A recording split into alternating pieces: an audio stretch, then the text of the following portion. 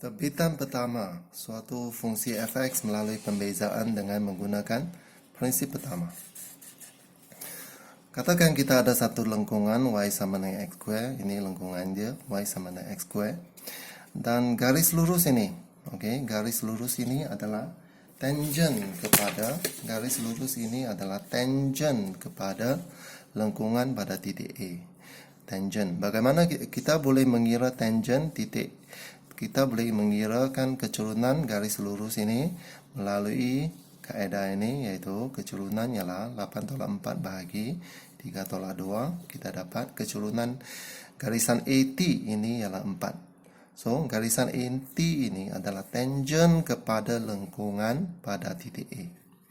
AT ini ialah tangent kepada lengkungan pada titik A. Tangent ini adalah satu garisan yang menyentuh, garis lurus yang menyentuh lengkungan. So, apa yang kita boleh katakan ia adalah kecerunan lengkungan. Kecerunan lengkungan pada titik A ialah 4. Garis AT kecerunan dia 4. Ataupun kita boleh katakan kecerunan tangent AT ialah 4. Tangent ini kecerunannya ialah 4. So, dari sini kita tahu kecerunan lengkungan itu kadang-kadang kita sebut sebagai kecerunan tangent. Kecerunan lengkungan pada titik A adalah sama dengan kecerunan tangent pada titik A. Itu adalah definisi yang kita guna. Next. Kalau kita ada satu lengkungan, lengkungan yang tadi. Lengkungan yang tadi, kita ada satu titik B di sini dan satu titik C di sini. Cikgu lukiskan satu garis lurus. Katakan titik B ini koordinat ialah 39. Koordinat titik C ialah 4 dan 16. Maka delta Y ini kita bacakan sebagai delta Y. Delta Y ini ialah perubahan kecil dalam Y. Bagaimana kita dapat delta Y? Delta Y ini ialah 16 tolak 9, kita dapat 7. So, perubahan kecil dalam Y, iaitu delta Y adalah 7. Delta X. Delta X, berapakah perubahan kecil dalam X? Ini adalah X. So, kita baca sebagai delta X sama dengan 4 tolak 3, kita dapat 1. So, secara umumnya, kalau ini ialah 3, bagaimana kita dapat 4? Yaitu 3 tambah 1. 3 tambah delta X, kita dapat 4. X tambah delta X, kita dapat 4. So, X menjadi X tambah delta X. Bagaimana kita dapat Y yang baru? Yaitu nilai Y yang asal 9 tambah dengan delta Y, kita dapat 16. 9 tambah delta Y 7, kita dapat 16. So, nilai Y yang baru, nilai Y yang baru kita dapat dengan menggunakan nilai Y yang lama tambah dengan delta Y. Kita dapat nilai Y yang baru.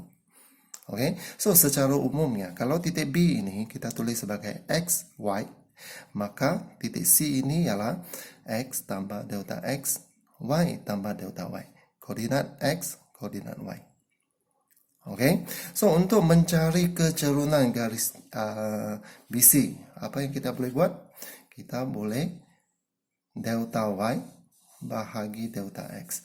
Perubahan dalam Y bahagi perubahan dalam X. Maka kita dapat kecerunan garisan BC. Selalunya kalau kita tulis B, secara umumnya kalau kita tulis B, X, Y, C, X tambah delta X, Y tambah delta Y, ini menunjukkan bahawa B dan C adalah dua titik yang berhampiran di atas lengkungan. Sebab delta X, delta Y ini adalah perubahan kecil. Makin kecil, makin bagus. Next. Kita lihat pula yang ini. Contoh yang sama. Lengkungannya ialah Y sama dengan X square.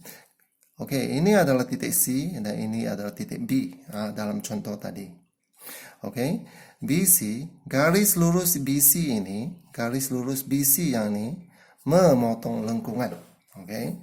Dan kita boleh cari kecerunannya melalui delta Y bahagi delta X. Kalau BC ini adalah garisannya, ini adalah delta Y-nya. dan ini adalah delta X-nya. Kalau titik C itu bergerak lebih dekat dengan B, okey, katakan pada kedudukan C1. So, apa yang kita perhatikan ialah delta Y dia akan berkurangan dan delta X-nya pun akan berkurangan. Kalau titik C1 bergerak ke titik C2, lagi dekat dengan titik B, apa yang berlaku? Kita dapati delta Y-nya berkurangan, delta X-nya makin kurang. So, seperti yang kita perhatikan di sini, kalau titik C itu lagi dekat dengan titik B, sangat-sangat dekat dengan titik B, apa yang berlaku ialah delta X-nya akan sangat berhampiran, akan sangat kecil, iaitu nilai delta X-nya akan berhampiran dengan kosong. Akan semakin kecil dan akan hampir dengan titik kosong. Apabila delta X-nya sangat hampir dengan nilai kosong, maksud dia garisan BC tadi tidak lagi memotong lengkungan, tetapi dia akan sekadar menyentuh lengkungan sahaja. Apabila garis lurus itu menyentuh lengkungan, maka itu adalah tangent. So, yang ini bukan tangent, ini bukan tangent, ini bukan tangent. So, tangent adalah garisan yang menyentuh sesuatu lengkungan. Okey, bila dia akan menyentuh? Dia akan menyentuh apabila delta X sangat hampir dengan kosong.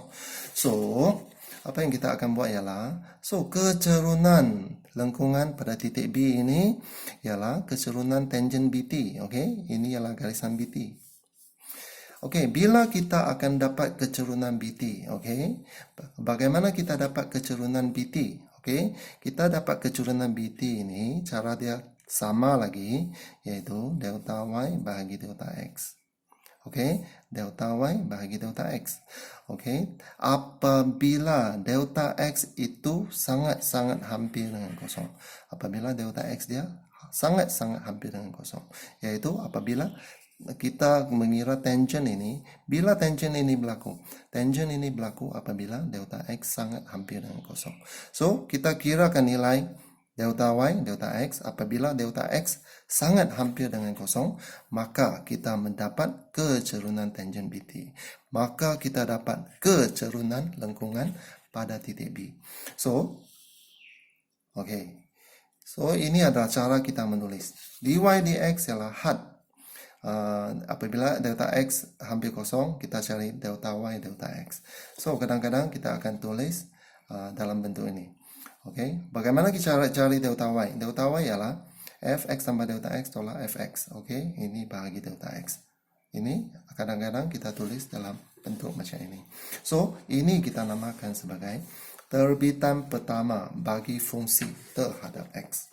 Okey, terbitan pertama bagi fungsi terhadap X. So, cara menulis fungsi atau sesuatu lengkungan. Kalau kita tulis Y sama dengan X square, kita gunakan XY. Ini X, ini Y. Ini X tambah delta X, ini Y tambah delta Y. So, bagaimana kita kira delta Y? So, delta Y ialah Y tambah delta Y tolak Y. Y tambah delta Y tolak Y. Kita dapat delta Y. Kalau kita tulis dalam bentuk tata tanda fungsi. Kalau kita tulis dalam bentuk tata tanda fungsi. Katakan fx sama dengan x square. Tadi kita tulis y sama dengan x square. Sekarang kita tulis fx sama dengan x square. Maka ini ialah x, ini ialah fx.